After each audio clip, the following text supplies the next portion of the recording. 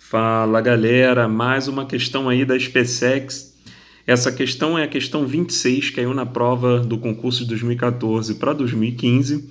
E ele quer saber o seguinte: qual deve ser o coeficiente de atrito aqui da força de atrito que vai atuar nesse ponto A para que o trabalhador que tem uma massa de 70 quilos permaneça em equilíbrio nessa escada que tem um comprimento de 5 metros e uma massa de 10 quilos. E aí aqui ele também dá, na questão, que G vale 10 metros por segundo ao quadrado. A primeira coisa que a gente vai determinar, que é bem simples na questão, é determinar a altura em que esse trabalhador está em relação ao solo.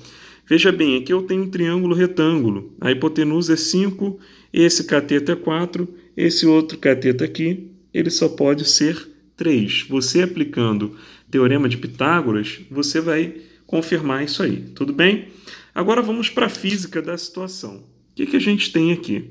Nesse desenho aqui mais abaixo, eu coloquei uma simplificação, uma representação mais simplificada da escada, para a gente poder escrever as forças que vão agir.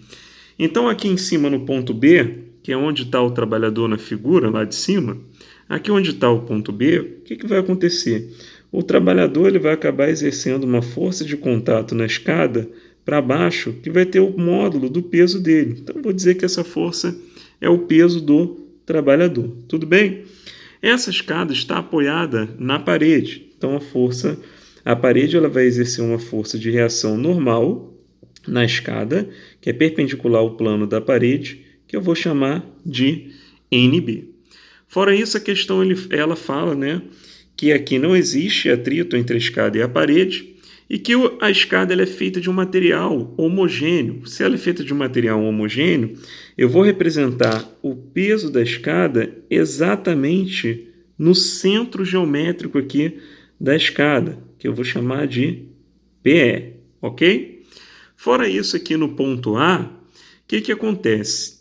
Existe uma força de atrito, que é, nesse caso, para a direita, que é o que vai impedir a escada de escorregar para a esquerda. A tendência de escorregamento da escada vai ser para a esquerda. Então, a força de atrito ela é contrária a essa tendência de escorregamento. Fora isso, existe a força de reação normal do chão na escada, que eu vou chamar de NA, ok? Então, aqui eu vou descobrir quanto vale essa normal de B, no ponto B. Eu vou tratar aqui esse ponto A como meu ponto fixo, o meu ponto de apoio para rotação da escada. A gente não pode tratar a escada como uma partícula, ela é um corpo extenso. Como a força normal no ponto A e a força de atrito estão aplicadas no ponto que eu escolhi como apoio, elas não vão provocar rotação. Mas se você reparar bem, a força normal de B tende a fazer a escada rotacionar no sentido anti-horário, assim como a força peso do trabalhador e a força peso da escada tendem a fazê-la rotacionar no sentido horário. Então, para que o sistema inteiro fique em equilíbrio, a força que tende a fazer ele rotacionar no sentido anti-horário tem que anular as rotações das forças que tendem a fazer a escada rotacionar no sentido anti-horário. Tudo bem? Beleza? Então é assim que a gente vai usar. Conforme eu falei, a força normal no ponto A e a força de atrito não vão provocar rotações, tá? Então olha aqui, a rotação, a tendência de rotação provocada pela força normal em B vai anular a tendência de rotação provocada pelo peso do trabalhador e pelo peso da escada. A força normal em B vezes, então, a distância que é perpendicular em relação ao ponto de apoio. Vale 3. Isso tem que ser igual, então, ao peso do trabalhador vezes a distância que é perpendicular em relação ao ponto de apoio. Perpendicular à força, então, é essa distância de 4 metros. Mais o peso da escada vezes a distância perpendicular ao ponto de apoio. Olha aqui, o peso da escada está exatamente no meio, na metade de 4 metros. Então, a distância dela perpendicular ao ponto de apoio vale 2 metros. Então, por isso eu vou aplicar esse 2 aqui. Então, estou calculando os momentos, ok? Aqui eu não tenho NB, então vai ficar desse lado 3NB. A força-peso do trabalhador é a massa dele, que é 70 vezes a gravidade, que é 10, vezes a distância, que é 4. O peso da escada é a massa da escada, que é 10, vezes a gravidade, que é 10, vezes 2. Então, aqui eu tenho 3NB, aqui eu vou ter 2.800 e aqui eu vou ter 200. NB, então, vai ser 2.800 mais 200 dá 300, e eu divido esse 3.000, né, na verdade, por 3. NB, então, vai ser 3.000 dividido por 3, que vai dar aí para a gente uma força no apoio de 1.000 newtons. Agora nós vamos aplicar a segunda condição de equilíbrio, que é o somatório das forças serem nulas.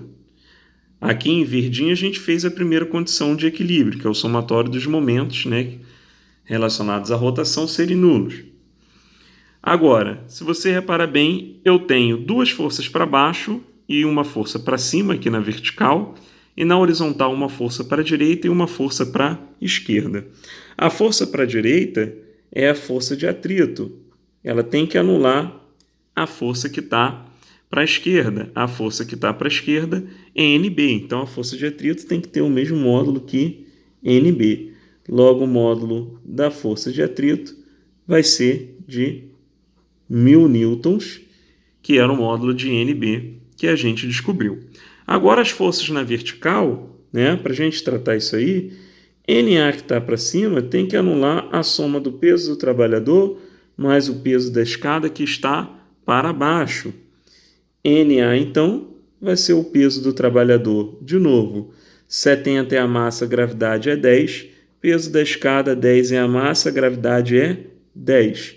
Esse resultado vai ser 700 mais 100. NA, então, vai dar para a gente um resultado de 800 newtons. Agora, para finalizar a questão e calcular o que ela está pedindo, que é o coeficiente de atrito estático, vamos analisar o que acontece no ponto A.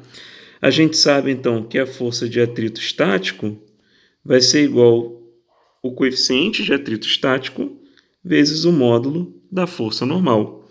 A força de atrito, a gente já viu que vale 1.000. O coeficiente de atrito estático é o que nós vamos calcular. E a força NA, nós acabamos de calcular, ela tem um módulo de 800. Posso cortar 2 zeros aqui com 2 zeros do outro lado. Aqui eu tenho, então, que o coeficiente de atrito estático, né, passando o 8 para o outro lado, dividindo, então o que a gente vai ter? Um resultado de 1,25.